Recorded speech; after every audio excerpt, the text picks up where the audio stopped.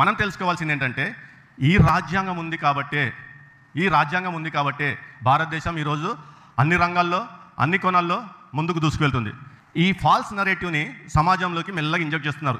భారతదేశ రాజ్యాంగము అంబేద్కర్ రాసినాడు, భారతదేశ రాజ్యాంగం హిందూ వ్యతిరేక రాజ్యాంగం అని చెప్తూ ఫాల్స్ నరేటివ్ని ప్రజల్లోకి ఇంజెక్ట్ చేస్తున్నారు. వాస్తవంగా మనం ఆలోచించాల్సింది ఏంటంటే ఇప్పుడు నుంచి స్టార్ట్ అయిన నెరేటివ్, ఎప్పటి నుంచో బాబ్రీ మసీదు కూల్చివేసినప్పుడు ఒక శ్వేతపత్రం రిలీజ్ చేసినారు.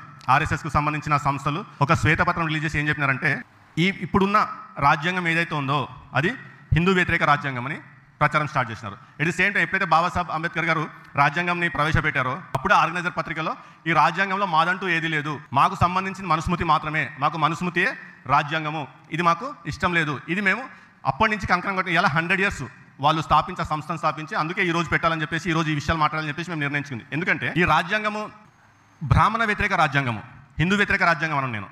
ఈ రాజ్యాంగము బ్రాహ్మణ భావజాలానికి వ్యతిరేకమైన రాజ్యము. మళ్ళీ బ్రాహ్మణ వ్యతిరేక రాజ్యాంగం అంటే బ్రాహ్మణులకు వ్యతిరేకమైన రాజ్యాంగం కాదు, ఆ బ్రాహ్మణ భావజాలానికి వ్యతిరేకమైన రాజ్యాంగము. ఎందుకంటే వీళ్ళు ఇది రాసినప్పుడు ఏం చేసినారంటే మొత్తము బ్రాహ్మణులకు అనుకూలంగా రాసుకొని అన్ని క్షేత్రాల్లో వాళ్ళ ప్రాబల్యం చాటుకోవచ్చు.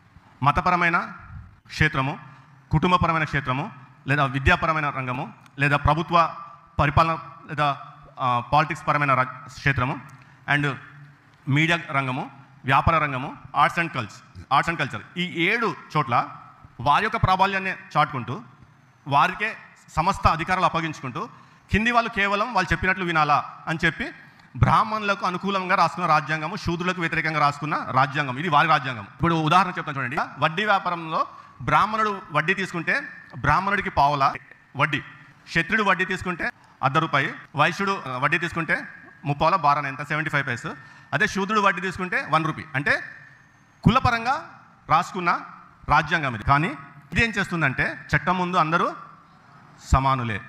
ఇప్పుడు ఇది కావాలా మనకి, ఇది కావాలా అంటే ఈ మనుస్మృతి సంబంధించిన రాజ్యాంగం కావాలా?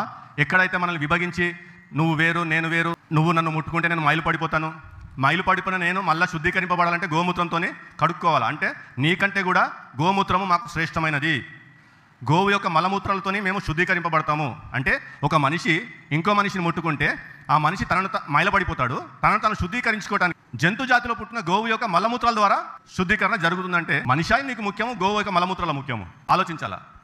సో ఇటువంటివన్నీ ఇది వీళ్ళను చెయ్యనిది కాబట్టి దీని మీద కక్ష కట్టి అంబేద్కర్ని అడ్డం పెట్టుకొని, ఎందుకంటే అంబేద్కర్ ఆ సమాజం నుంచి వచ్చాడు కాబట్టి అంబేద్కర్ ఆ సమాజానికి అనుకూలంగా రాజ్యాంగాన్ని రాశాడని చెప్పేసి ఒక తప్పుడు నెరేటివ్ని క్రియేట్ చేసి ఈ రాజ్యాంగాన్ని తీసివేయాలా. ఈ రాజ్యాంగాన్ని మేము ఎప్పుడు తీసివేస్తామంటే ఎప్పుడైతే మాకు పార్లమెంట్లో మెజారిటీ వస్తుందో అప్పుడు మేము తీసేస్తామని చెప్పేసి కంకణం కట్టుకున్నారు.